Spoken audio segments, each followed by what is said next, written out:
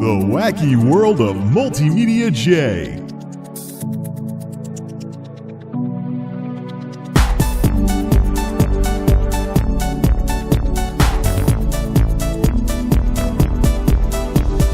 It's a very different world from when I built my first computer in 2002.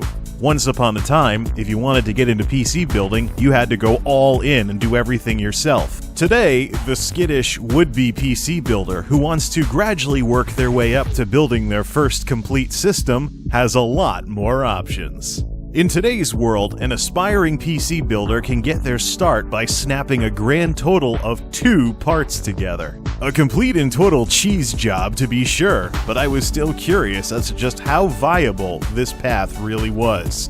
Enjoy the show, and try not to laugh.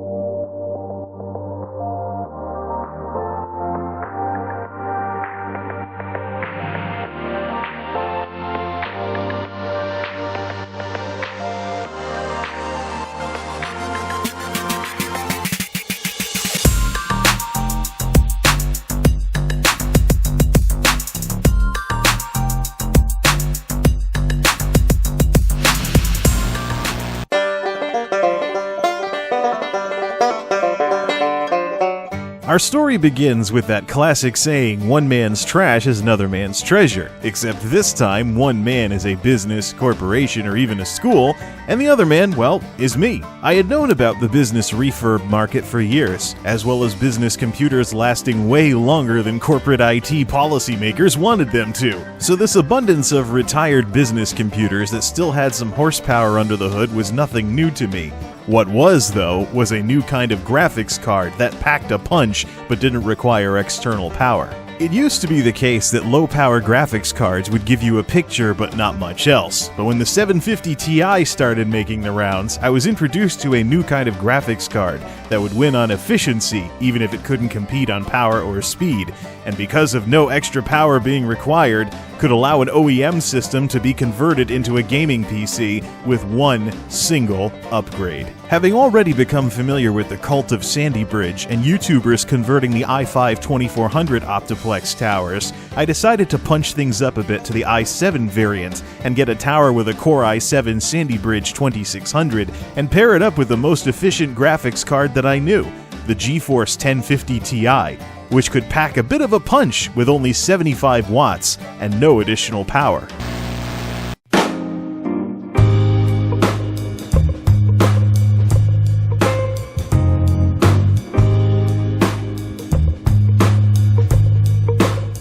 The first thing to do was to take the Dellasaurus' hardware for a spin with NovaBench, i7 2600, 1050 Ti, and 16 gigs of RAM. Now I did save some money by getting a 4 gig refurb and then swapping in RAM from one of my other systems. However, some refurbishers were selling these machines with 16 gigs standard and a Windows 10 license. So even though I did pick up a 4 gig machine with Windows 10, it was still technically possible for someone to just do a 2-component solution to get their gaming PC running. The results were exactly as I thought they would be. It smoked Tuxedo's best score even without overclocking. This truly was my new secondary system. The next benchmark to take for a spin was User Benchmark, aka the boat test. I got a lot of Navy ships with Monolith, and I did get some tree trunks before with laptops, so I was curious as to what exactly this rig could pull off. The results suggested that this conversion job might not go very far beyond 1080p, but that was the price I paid for wanting to keep things as stock as possible, as long as possible. The last benchmark I wanted to try was a real-time rematch versus Tech Deals' Ivy Bridge Dellasaurus. Sandy Bridge i7 versus Ivy Bridge i5. Let's see who comes out on top.